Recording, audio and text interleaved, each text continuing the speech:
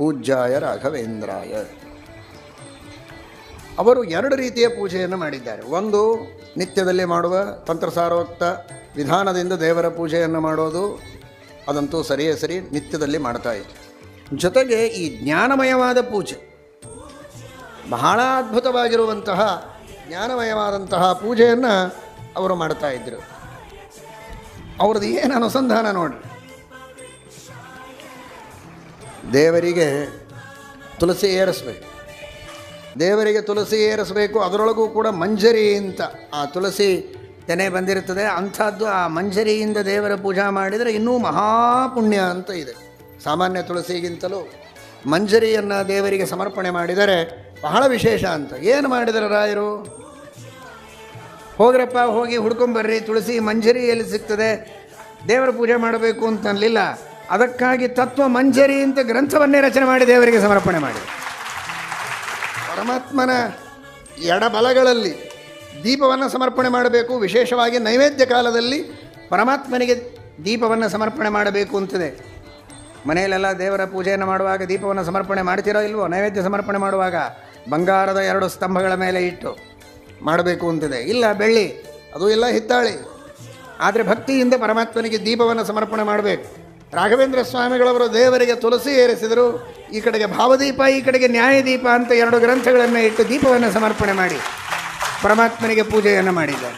ದೀಪ ಕೊಟ್ವಿ, ದೀಪದಿಂದ ಏನು ಪ್ರಕಾಶ ಬರ್ತದೆ, ಬೆಳಕು ಬರ್ತದೆ. ಅದು ಕೂಡ ಮತ್ತು ಬೇರೆ ಜಡ ಪ್ರಕಾಶ ಬೇಡ ಅಂತ ಪ್ರಕಾಶ ಅಂತ ಚಂದ್ರಿಕಾ ಪ್ರಕಾಶ ಎಂಬ ಗ್ರಂಥವನ್ನು ಬರೆದು, ದೀಪ ಅಷ್ಟೇ ಅಲ್ಲ, ಅದರಿಂದ ಬರೋ ಪ್ರಕಾಶನೂ ವಾಂಗ್ಮಯವಾದದ್ದೇ ಇರಲಿ ಅಂತ ಪ್ರಕಾಶ ಎಂಬ ಗ್ರಂಥವನ್ನು ಕೊಟ್ಟು ಪರಮಾತ್ಮನಿಗೆ ಸಮರ್ಪಣೆ ಮಾಡಿದರು. ಏನಪ್ಪ, ತುಳಸಿ ಮೇಲೆ ಪೂಜಾ ಮುಗಿಸ್ತೇ ಏನಪ್ಪ? ಒಳ್ಳೆ ಒಳ್ಳೆ ಸಂಪಿಗೆ ಹೂವು, ಉತ್ತಮವಾಗಿರುವಂತಹ ಚಂದನ, ಅವುಗಳ ಶ್ರೇಷ್ಠವಾದ ಪರಿಮಳವನ್ನು ಅಂತ ದೇವರ ಅನ್ನೋದರೊಳಗೆ ಪರಿಮಳ ಎಂಬ ಗ್ರಂಥವನ್ನು ಸಮರ್ಪಣೆ ಮಾಡಿ, ಉತ್ತಮವಾದ ಪುಷ್ಪ, ಉತ್ತಮವಾದ ಗಂಧ, ಅದರ ಪರಿಮಳ, ಅದನ್ನೂ ವಾಂಗ್ಮಯವಾದದ್ದನ್ನೇ ಪರಮಾತ್ಮನಿಗೆ ಸಮರ್ಪಣೆ ಮಾಡಿದರು. ಇಂತಹ ಅದ್ಭುತವಾದ ರೀತಿಯಲ್ಲಿ ಆ ದೇವರ ಪೂಜೆಯನ್ನು ಮಾಡಿದಂತಹ ಮಹಾನುಭಾವರು.